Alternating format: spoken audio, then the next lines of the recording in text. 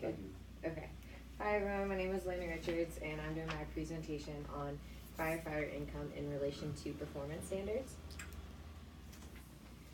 To start off, taxes and fees are the way that firefighters accumulate their income, their budgets, everything comes from that. Fees are more of a secondary source of income. The main source is taxation. So the problem I want to solve is to give a piece of data to the taxpayers, to the people that are paying these taxes, and that the firefighters are providing service to, some hard data to make their voting decisions on. There's a variety of different performance standards within firefighting. Some of them are not tangible variables such as lives lost, injuries, that kind of thing. It's really hard to put a price on life or injury. So originally there was two pieces of data that I was going to collect that are tangible. One was damage loss and the other was response time. Damage loss has a bunch of variance within itself because of the types of buildings, types of structures that are in different areas. So since I wasn't able to control for the cost of buildings, types of buildings, I decided to only go with response time. And response time is kind of a larger setting in itself. There's a bunch of subsections within response time as reference to turnout time, time it takes a dispatch to call you, travel time, but for my presentation I chose to do response time as a reference from dispatch to arrival. So the entire thing encompassing each other. And the definition of response time is, in this term, is from when you are dispatched to when you arrive on scene of the crime. There's no discrimination between types of calls, so this is reference to everything. EMS, fire, lift assist, everything. So then the hypothesis for my project is that if firefighters have a higher income, then they will be able to achieve a higher level of performance standard in respect to response time. So for my lit review, I had a couple key sources that I thought were very supporting for this. The first one is from FEMA, and FEMA is the Federal Emergency Management Association, or Agency, excuse me. And this talked about the cost of performance, that it's not cheap to have highly performing officers or highly performing firefighters, and it talked about the price of a good recruit, so someone that you want in your fire department. And they have instilled a grant system for people that are doing safe hiring practices. And when you're doing safe hiring practices, you are attracting better recruiting people. And so this is just a cost associated within firefighting that I wanted to represent, to see like it's not only income, but having good income for those good recruits that come in. The next one I talked about was an opposition, because there's always something that's going to oppose what you're trying to talk about. And this source right here, it talked about how too much wage and too high pay sometimes can be detrimental. So here it specifically talked about overtime. If a department is offering too much overtime, then they're going to be paying the officers and firefighters too much, and then they think that once you get to a certain peak, that the performance will drop down to that point. So it's kind of like a slope, and then they're saying it drops once you hit a certain peak. So the next one I wanted to present was the Bureau of Labor and Statistics. In 2011, it's May 2011, they conducted, for all fire departments in the country, a difference of hourly wage, annual income, as well as jobs per capita. And at the original start of my project, I was going to do two different states, and that was going to be Oregon and Washington. And that was also because they fit within this highest bracket. If you look within here, there's a lot of places that are really underpay their officers and firefighters. The dark blue is being the best paid right now. And then the last one I chose was Kaiser, and he was just kind of a source that added a trend line to all these findings of the Bureau of Labor Statistics. Kind of, instead of just presenting raw data, he analyzed it a little bit better and gave it some trends. So the methodology for my presentation was that performance standards I wanted to control for were going to be location, cost of living, and then the income. So, income is relation for cost of living. I chose only career departments, which by FEMA's representation is 51% of the department is career and not volunteer. And all this collection of data and the different departments within this are all part of the FEMA registry list, and FEMA registers 99% of fire departments in the entire country. So this is a pretty good representation of different career departments.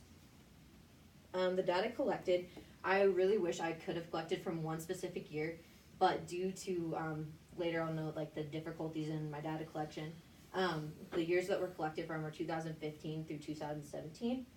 2018, the data's not there yet.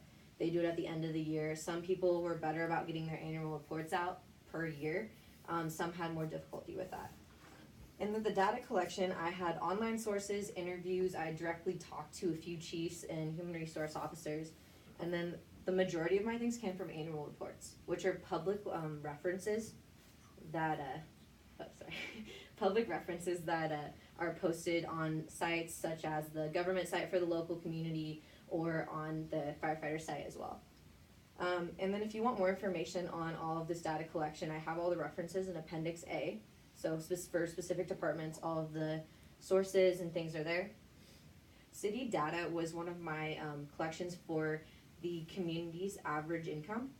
So what I did for my cost of living function was I labeled everybody's city's like average income for all careers, all things, and then I divided the lowest got divided by each thing. So then, say like in my example was Washougal was my lowest in Washington.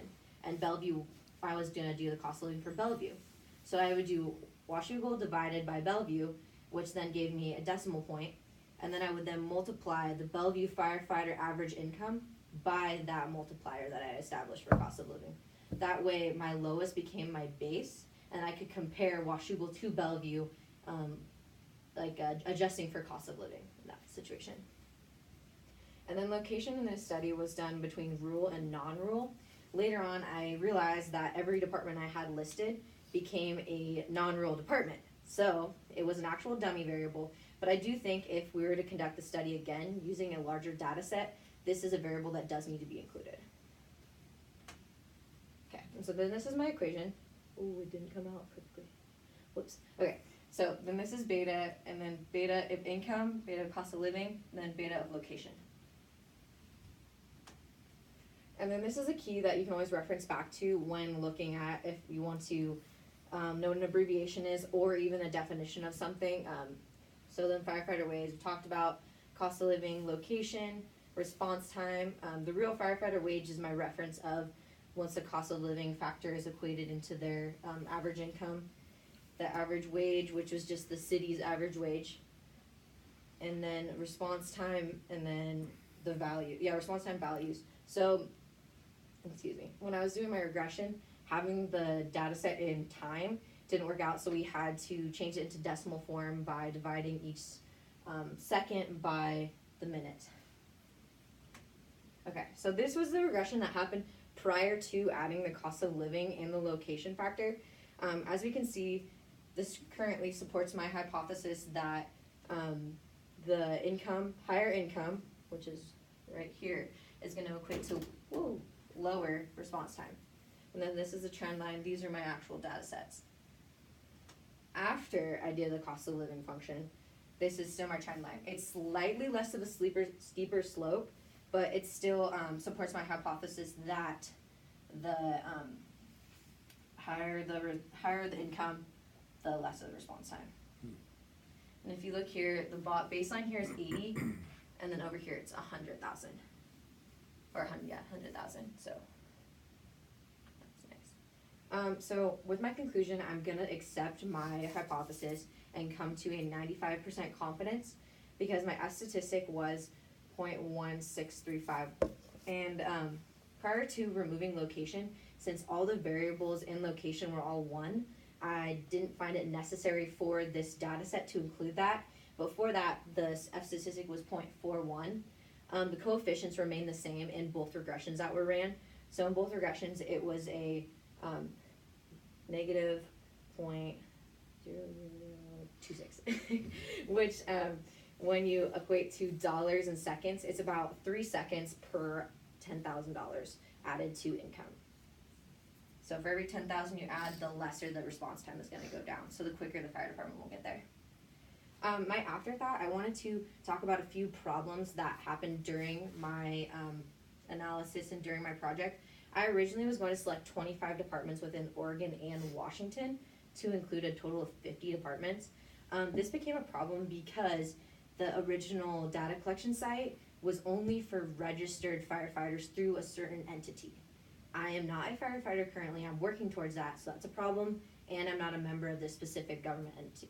So I wasn't able to access this particular data, so that created a problem.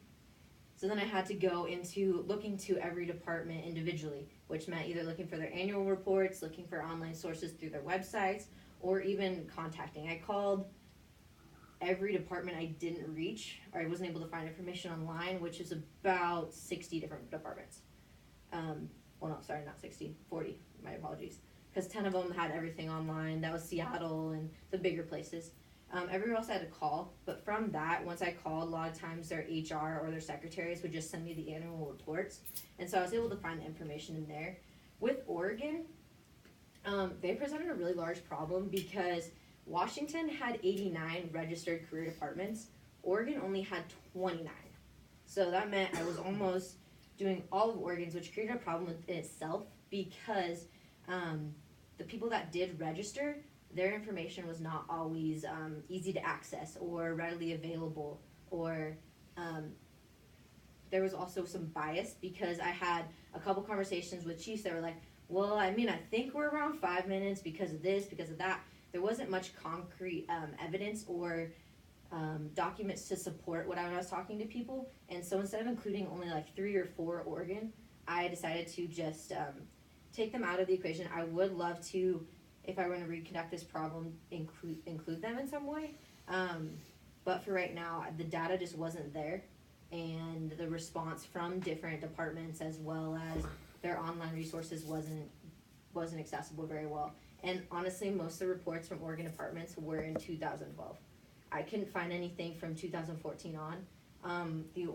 There's only a couple of 2014, 2015s, and those were from, again, the larger metropolitan areas. Here are my